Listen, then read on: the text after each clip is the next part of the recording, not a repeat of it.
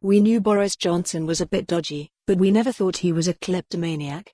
Perhaps he was having a senior moment as he tipped ITV journalist Joe Pike's mobile into his coat pocket on Monday.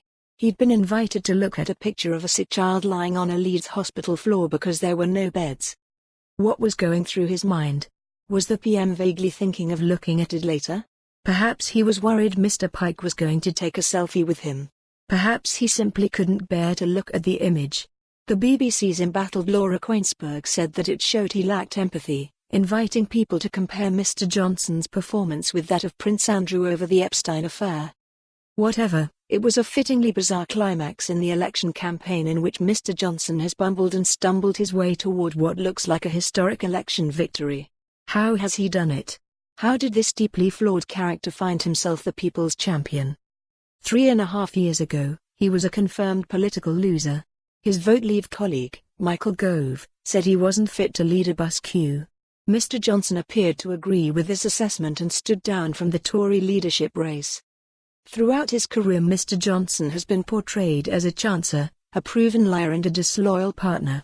He was sacked from the Times allegedly for making up quotes. His former editor at the Daily Telegraph, Max Hastings, described him as a gold medal egomaniac, manically disorganized, a far more ruthless, and frankly nastier, figure than the public appreciates. Mr Johnson allegedly assisted a friend, Darius Guppy, to locate the address of a journalist he wanted beaten up. Last week, BBC's Andrew Neil, Mr Johnson's former boss at The Spectator, came as close as legally possible to calling the PM a liar and a coward in a viral video.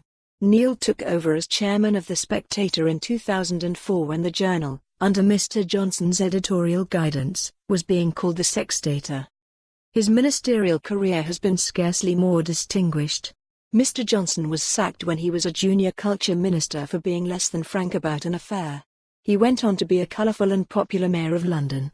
But he was a hapless foreign secretary who could scarcely be let loose in diplomatic events lest he said something offensive, like saying the EU was the fulfillment of Adolf Hitler's superstate project by other means. Labour can't believe that he's lasted the campaign. It insists that its manifesto was manifestly superior to the Tory effort. With wages stagnant for a decade, and inequality of wealth deepening in the aftermath of the financial crash, this should have been Labour's hour. In its despair, Labour's legions of supporters on social media have turned on the BBC. It must be the political editor, Ms Kuenssberg, that's to blame. For more on this story, visit the news article link.